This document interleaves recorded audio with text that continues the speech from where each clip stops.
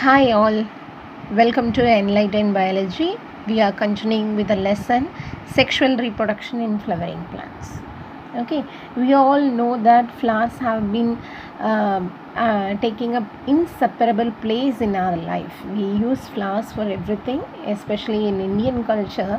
They have a lot of social, ethical values. Even for commercial purpose, flowers have been used.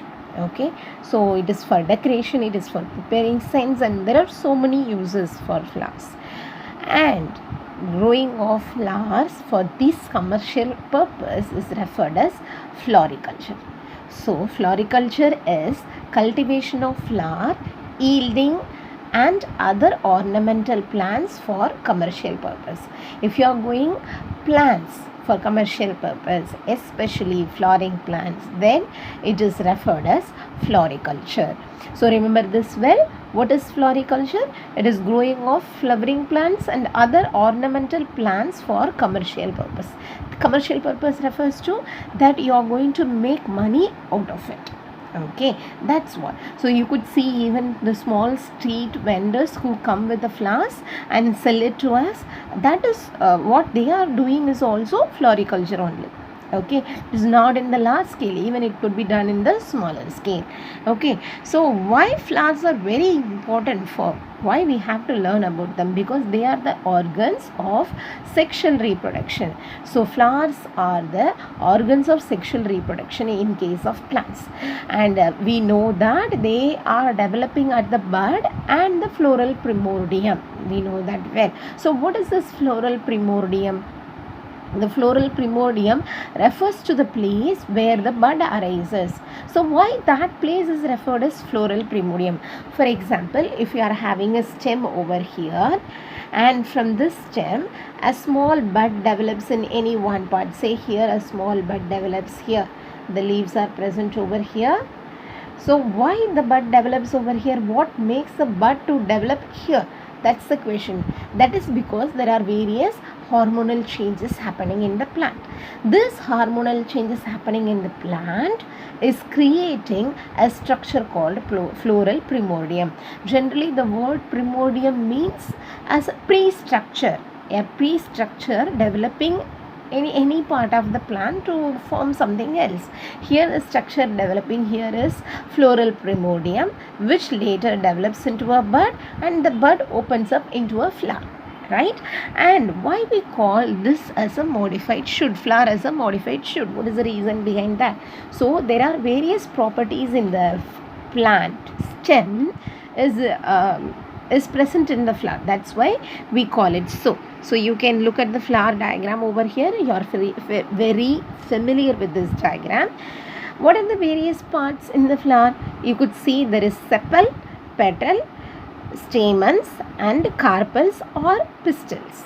Okay, and every structure is present on the swollen end of the pedicel known as thalamus or receptacle. So this is the pedicel. Pedicel is the flower sac, and here the swollen end of the pedicel is present, which is thalamus or receptacle.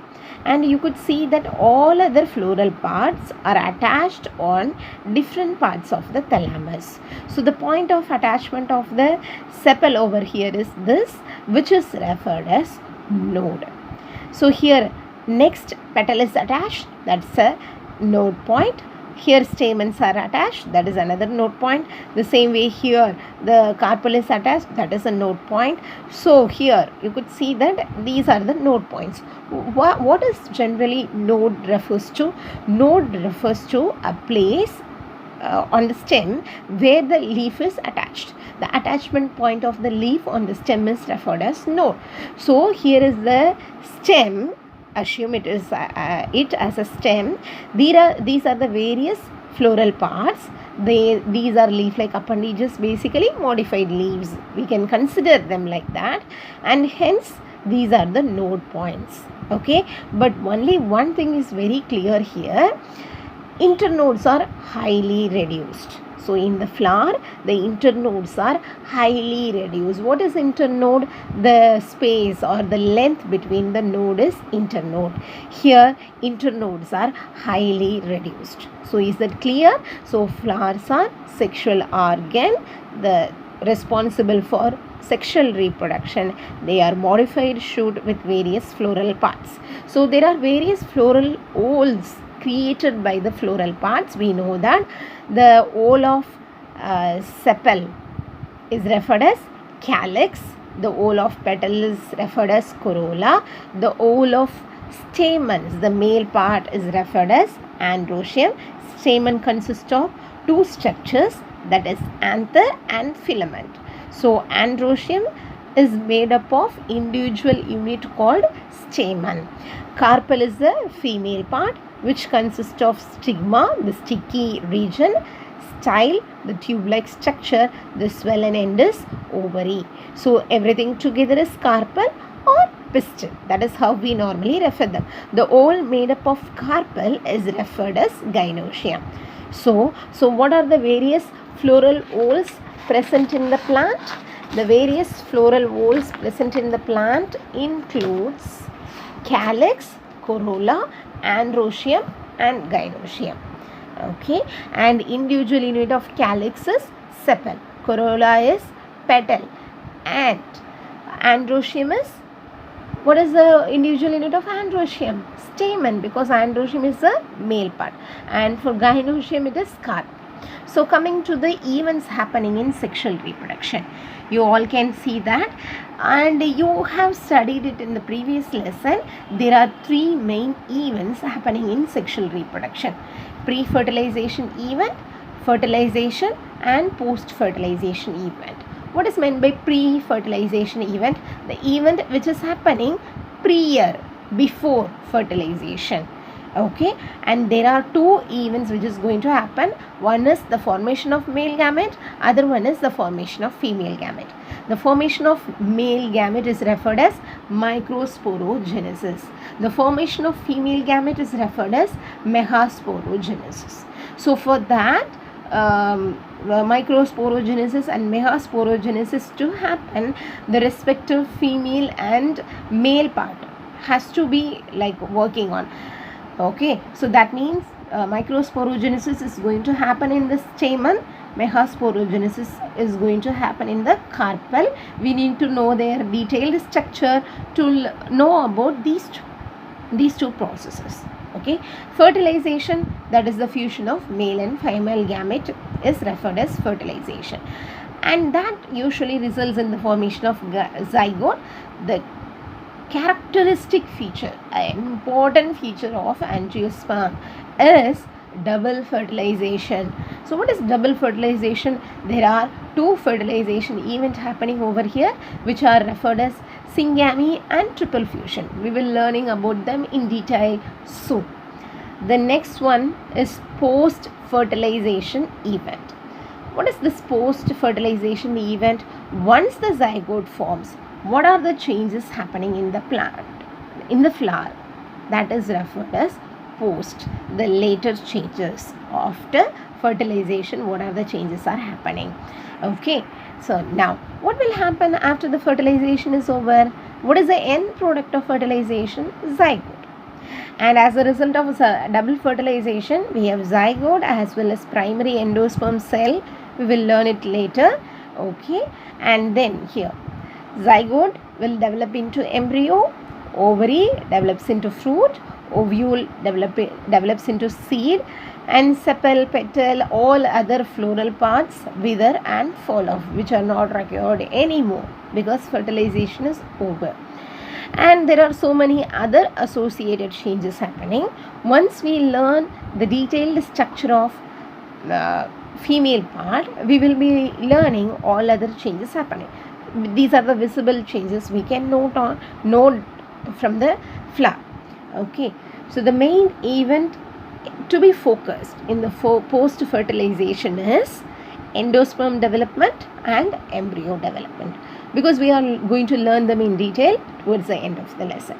Coming to the next one, angiosperms follow amphimixis. What is meant by amphimixis? It is a process in which embryo is formed by meiosis and fertilization.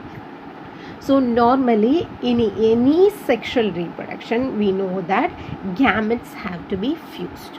So how does the gamete form? They form by meiosis process. We know that well.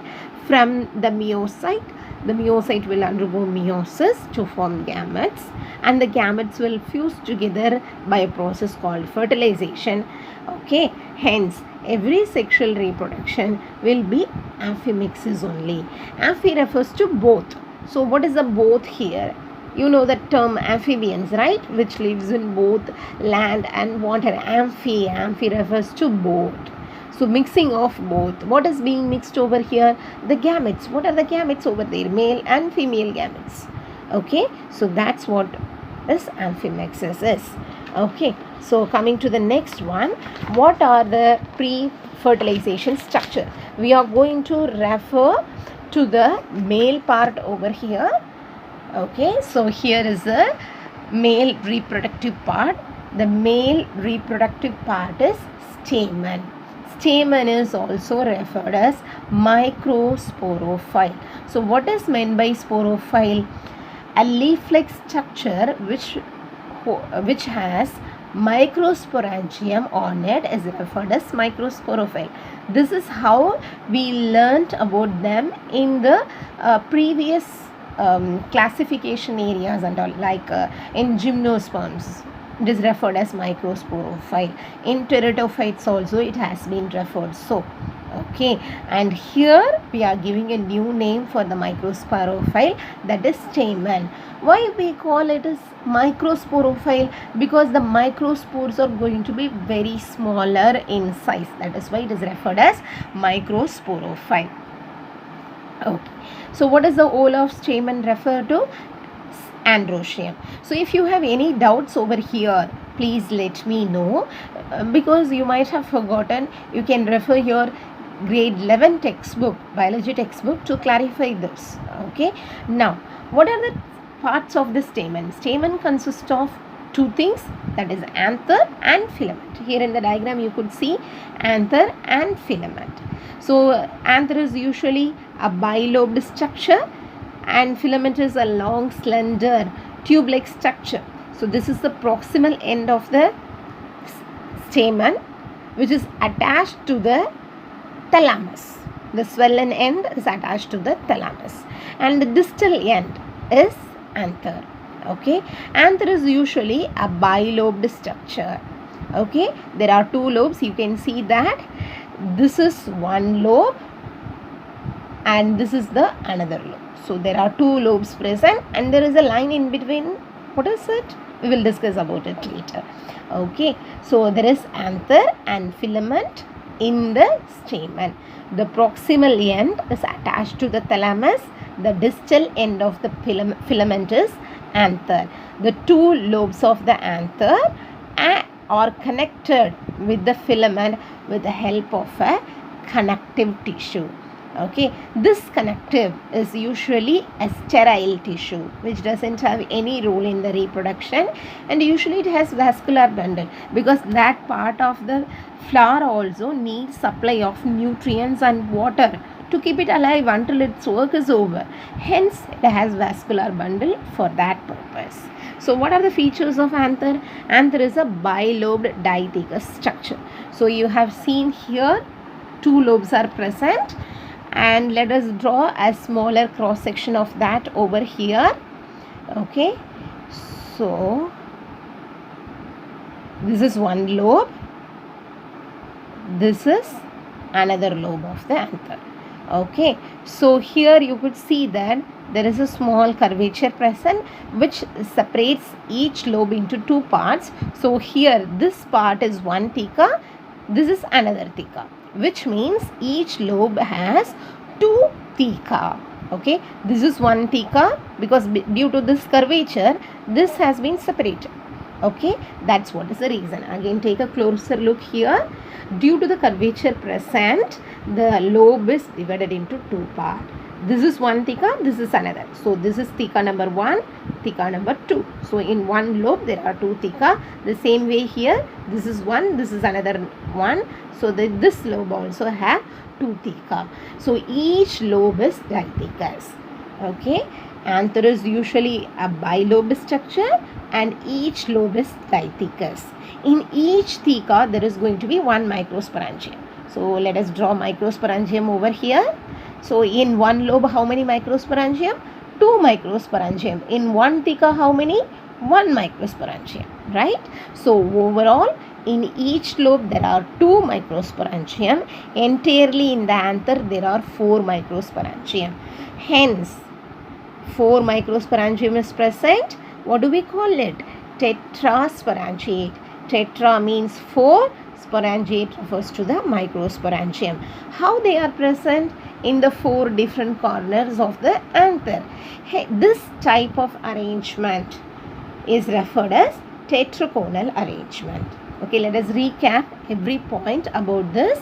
Anther is a bilobed structure. Each lobe is dithecous. Each theca has 1 microsporangium. Hence, the entire anther has 4 microsporangium, which is referred as tetrasporangiate. These 4 microsporangia are present at 4 different corners of the anther. Hence, it is referred as tetraconal. So, let us look at the transverse section of the anther. Okay, here is the transverse section of the anther. Okay, this is a schematic representation. What is meant by schematic representation? A rough representation of what is actually present over there. The lines actually represent the cells basically. So here you could see that the layers represented and other things are being marked over here. Okay, so remember well, the anther is this is anther wall. Anther wall is made up of 4 different layers. Okay, so the outermost layer is epidermis. The outer one here is epidermis. The next layer is endothelium, and what is over here is middle layers. So everywhere here, whatever is present is referred as middle layers. And these 2 circles represents tapetum. What is inside tapetum is the sporogenous tissue, which is the microspore mother cell or pollen mother cell is present over there.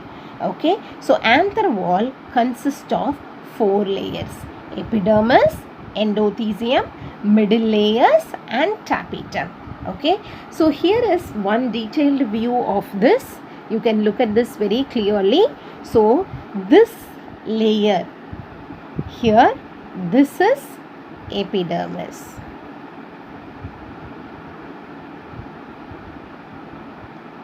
And the second layer is endothelium.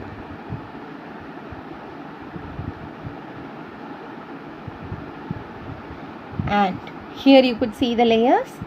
These are middle layers.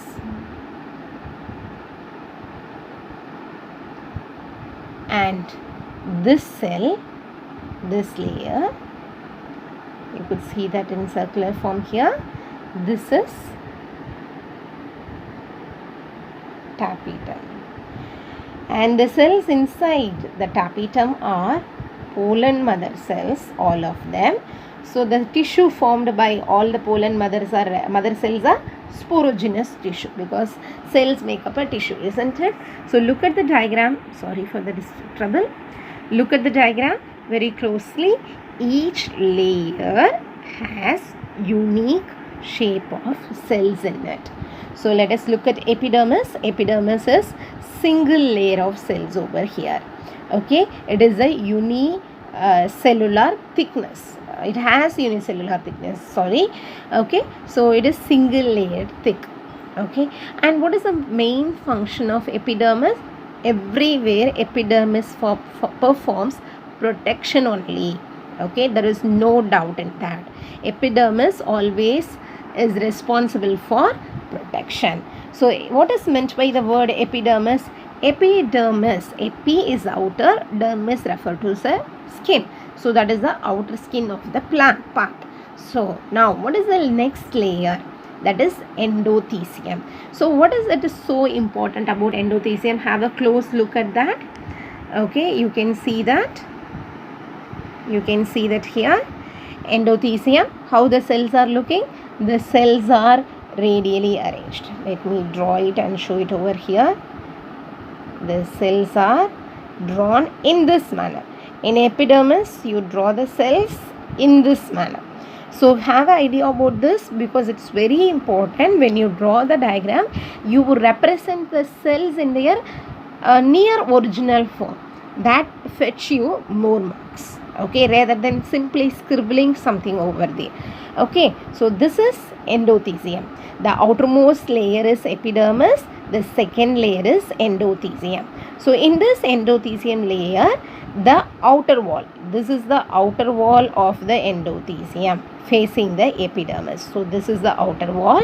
It is very thin, but the inner and radial walls, this is inner wall and these two sides are radial wall. Let me show it in another place. Okay, this is outer wall which is facing the epidermis. It is going to be thin. This is the inner wall facing the inner side of towards the microsporangium, and these two walls are radial walls. Why it is important we are focusing on them? It is important because they have fibrous thickening. Okay, the outer wall is thin, don't have any thickening there. The inner and radial walls have the thickenings of alpha cellulose, and the radial walls are these one, they have callose thickening. Because of these thickening, endothecium has other name as fibrous layer. What is the other name of endothecium? Fibrous layer. So we learnt about epidermis, then we learnt about endothecium now. Then coming to middle layers. Usually there will be 2 to 3 layers, sometimes just one also could be present. Very common is 2 to 3 layers. The middle layers are cells of parenchymatous. These are parenchymatous cells. Many layers are present. Those are absent in matured condition. When the anther is matured, you can't see the middle layers over there. Okay, due to this it is referred as epihemeral. Okay, middle layers are epihemeral in nature because they are short-lived. They don't present during on maturation. The next layer is tapetum. You could see that here. Again, tapetum cells are blocks. They are block-like structures. You could see that it is drawn, and the nucleus is also mentioned. Again, within that, the pollen mother cells are drawn. So let me look at those features now. So here the features are given. Anther wall consists of 4 layers. What are the 4 layers that make the anther wall? Epidermis, endothecium and middle layers. So what is the outermost layer? It is epidermis, and endothecium is the second layer, and middle layers the third one. The innermost layer is tapetum. So we are starting from the outer side of the microsporangium, moving towards the inner side. So as you start from the outside, it is outermost layer is epidermis, the first layer. The second one is endothecium, then middle layers, then tapetum, which is the innermost layer. Okay, so now you can take down the notes as you see what is being written here. Epidermis is outermost, single celled thick. It is a continuous layer. That means it is compactly packed, and the main function is protective in nature. They are not of archisporial origin. So what is this archisporial origin? We will be learning about development of anther in a separate video. At that time you will learn what is this archisporial origin. Okay, the next layer is endothecium. Endothecium is basically a fibrous layer, and it is a second layer. It is also single cell thick, and outer walls are thin, no deposition over there. Inner walls are thick. Okay, inner and radial walls have a deposition of alpha cellulose fibers. The radial walls alone have the deposition of callose layer. Okay, already I have explained what is the inner wall and what is the radial wall. So wherever callose deposition is absent, there is a small depression appears. So there are so many endothelium cells present. Like if this is the endothelium cell, this is the outer side, this is the inner side. So these two are the radial side. If say for example, in this radial side, the deposition of callose happen in this manner, for example, or the deposition doesn't happen at all from the radial side, the callose deposition, only cellulose deposition is seen, the callose did not deposit, then what will happen along when you consider all other cells, some of the cells don't have the thickening, so they don't create that thickness over there, so their level goes little down, a small groove appears over there. So you saw a line in the anther when we were talking about anther lobe. This is the filament. We drew a small line over here. So what does this line represent? Actually the line represent the groove, the small tent, small pit like structure present over there on the anther. That line is referred as stomium. A small groove appears over there which referred as stomium. You can observe this in any plant. If you get any flower with lot of visible anthers over there, if you take a magnifying glass and observe it, you will be able to see the small groove over there. That's very clear. Okay, so on maturation, endothelium becomes hygroscopic. What is meant by hygroscopic? Hygroscopic is the ability of any material to absorb moisture from the air or from anywhere.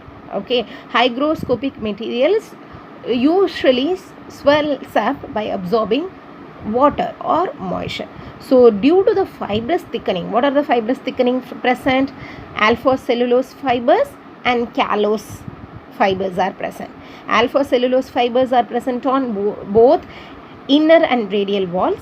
Callose fiber is present only on the radial wall. Due to this, they become hygroscopic. On maturation, this helps in the dehiscence of the anther. So along the line of the stomium, dehiscence is going to happen. And what is meant by dehiscence? Dehiscence means to open up. Okay, the pollen grains are going to be released from the anther on maturation after opening up, and the opening up occurs along the line of dehiscence. What is the line of dehiscence? Stomium. So where the small groove is there, it is very easy to open because the thickening is absent. That's why. Okay, so we have learnt about endothelium. Let us move on to the next part now. So then comes the middle layers. The middle layer is around 1 to 3 celled thick layer. It is made up of only parenchyma. They are short-lived because they disappear on maturation. Hence they are referred as epihemeral. Okay, short-lived nature is referred as epihemeral. Okay, some of the species don't have middle layers. Middle layers are absent. AB refers to absent. Absent in Nageraceae and Laminaceae family. The plants belongs to these two family don't have middle layers in them. So what is the innermost layer? Tapetum is the innermost layer. You could see that here. They are single celled thick layer. Usually these are diploid cell. All cells we are talking here are diploid. Even tapetum is a diploid cell. What is meant by diploid? 2n condition. What is that? The complete set of chromosome is present. Okay, diploid is a nature where the complete set of chromosome is present. But what happens to the tapetum? Because they undergo endomitosis and only karyokinesis. Okay, repeated karyokinesis also they undergo, which leads to the formation of multinucleate condition and polyploidy condition. Usually they could be binucleate. If not binucleate, they could be multinucleate and polyploidy also. So what is meant by binucleate? Having two nucleus. Okay, initially they are diploid with one nucleus. When endomitosis starts happening, they can end up with polyploid in nature, with one nucleus having many chromosome sets with them, like 3n, 4n, 5n condition. Or the endomitosis happening without, like you can say that karyokinesis alone happen, cytokinesis not followed, so that many nucleus can form over there, that leads to the multinucleate condition. Okay, that multinucleate condition is also polyploidy condition only, because many nucleus with many sets of chromosome over there. So what are the major functions of all these four layers? We have learned four layers so far: epidermis, endothelium, middle layers and tapetum. The first three layers usually helps in protection, and they help in dehiscence of the anther, that is opening up of the anther. The last layer, innermost layer, is tapetum, and tapetum has the following function that helps in the nourishment of the developing microspore mother cells. The microspore mother cells are also referred as pollen mother cell, and the developing pollen grains have been nourished because during development they need to take up the food, okay, for the growth, and they produce lipid rich Ubish bodies. Ubish bodies are certain structure produced by them. This Ubish bodies is responsible for producing sporopollenin, a component, a chemical that make exine. We will learn what is exine and all later on when we learn pollen structure. And it also produces pollen kit. What is pollen kit? A oily, sticky substance of the pollen grain. So pollen kit is a oily, sticky substance. Basically, it is made up of lipid and carotenoids. Okay, and they have the ability to stick to the insects. Okay, that's what is their major importance. And they produce special protein for pollen compatibility, and they produce hormones such as indole acetic acid. What is indole acetic acid? It is auxin. Okay, they also produce enzymes such as calase, okay, to dissolve the callose. Remember where and all we learned about callose. Okay, and within tapetum what is present is a sporogenous tissue, which is microspore mother cell. Every microspore mother cell is surrounded by a callose layer. So now the next part we have to look at is the types of the tapetum. There are two types of tapetum present: amoeboid tapetum and secretory tapetum. Amoeboid has amoeba-like movement. Okay, these amoeboid cells fuse with each other to form plasmodium. They become invasive and invade into the sporogenous tissue to nourish them, because the food is being stored over there in the food is being stored here. Where food storage occurs in middle layers also, I guess. Nourishment. Secretory cells secrete substances for the growth and differentiation of the pollen mother cells. So with this we completed the various parts of the anther. So in the transverse section of the anther we have seen 4 layers.